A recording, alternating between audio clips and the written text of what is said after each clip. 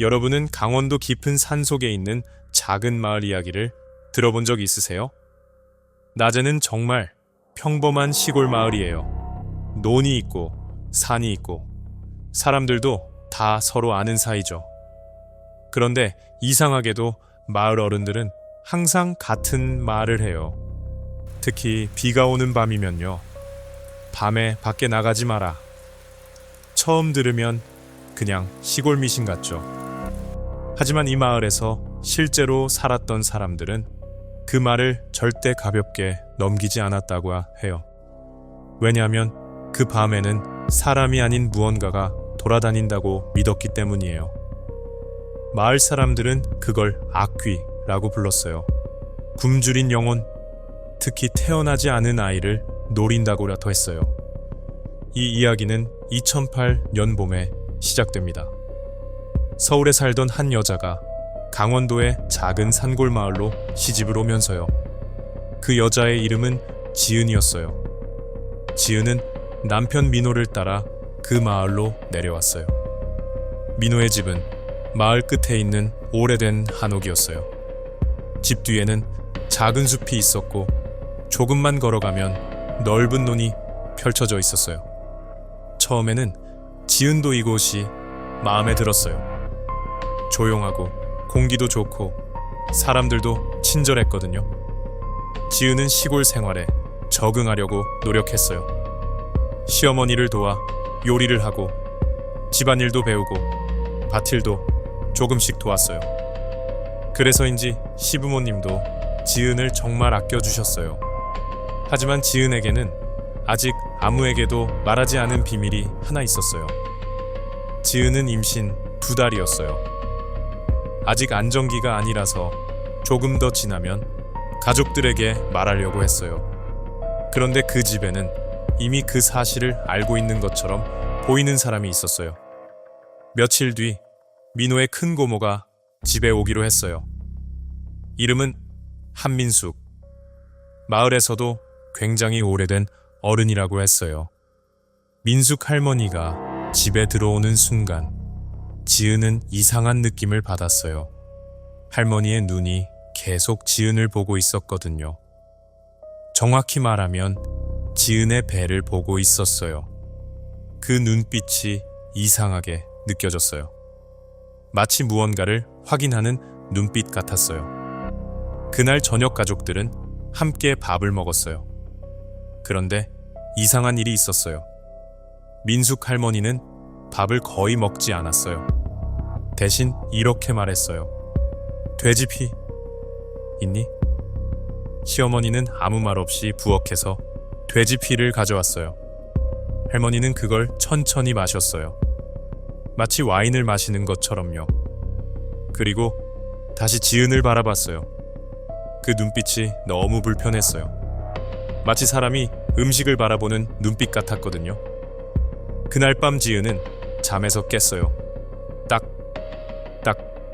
지붕 위에서 무언가가 걷는 소리가 들렸어요. 지은은 조심스럽게 창문을 열었어요. 그리고 숨이 멎을 뻔했어요. 지붕 위에서 민숙 할머니가 4발로 기어다니고 있었어요. 마치 사람이 아니라 짐승처럼요. 지은은 아무 말도 못했어요. 다음날 지은은 그 일을 민호에게 말했어요. 하지만 민호의 얼굴이 갑자기 굳어졌어요. 그리고 조용히 말했어요. 혹시 할머니가 네 배 만졌어? 지은은 놀랐어요. 어제 할머니가 갑자기 와서 지은의 배를 만졌거든요.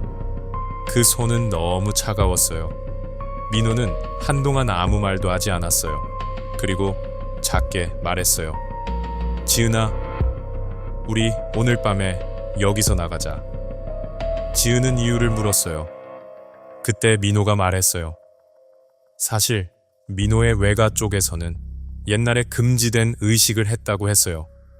풍년과 재물을 얻기 위해서요. 하지만 그 의식에는 대가가 있었어요. 그게 바로 악귀였어요. 그리고 민숙 할머니는 그 악귀에 씌여 있다는 거예요. 지은은 믿기 어려웠어요. 하지만 그날 밤 지은은 직접 보게 됐어요. 화장실에 가려고 밖으로 나갔을 때였어요. 비가 내리고 있었어요. 손전등을 켜는 순간 지은은 믿을 수 없는 장면을 봤어요. 민숙 할머니가 살아있는 개구리를 손으로 찢어 먹고 있었어요. 피가 입가에 묻어 있었어요. 그 눈빛은 사람의 눈이 아니었어요. 굶주린 짐승의 눈이었어요. 그날 밤 민호는 지은을 데리고 논에 있는 원두막으로 도망쳤어요. 하지만 악몽은 끝나지 않았어요. 지은이 손전등으로 지붕을 비춘 순간 그 위에는 민숙 할머니가 웅크리고 앉아 있었어요. 그리고 다음 순간 지붕에서 뛰어내렸어요. 쿵! 하지만 쓰러지지 않았어요. 짐승처럼 몸을 낮춘 채 지은을 노려보고 있었어요. 그리고 입을 열었어요. 그런데 그 목소리는 지은의 목소리였어요. 민호야, 문 열어줘. 그날 밤 민호와 지은은 마을을 떠났어요. 그리고 다시는 돌아가지 않았어요. 몇 년 뒤 민숙 할머니가 혼자 죽었다는 소식이 들렸어요. 몸이 뼈만 남을 정도로 말라 있었다고 했어요. 지은은 장례식에 갔어요. 그리고 조용히 향을 피우며 용서를 빌었어요. 시간이 흐르고 지은의 아들은 3살이 되었어요. 어느 날 밤 비가 내리고 있었어요. 아들이 갑자기 말했어요. 엄마, 아까 어떤 할머니가 왔어? 지은이 물었어요. 어떤 할머니? 아이는 이렇게 말했어요. 몸이 엄청 차가운 할머니. 그리고 아이가 마지막으로 한 말은 이거였어요. 그 할머니가 말했어. 잠깐 멈추더니 아이가 웃으면서 말했어요. 엄마 뱃속에 있을 때부터 나를 기다리고 있었다고.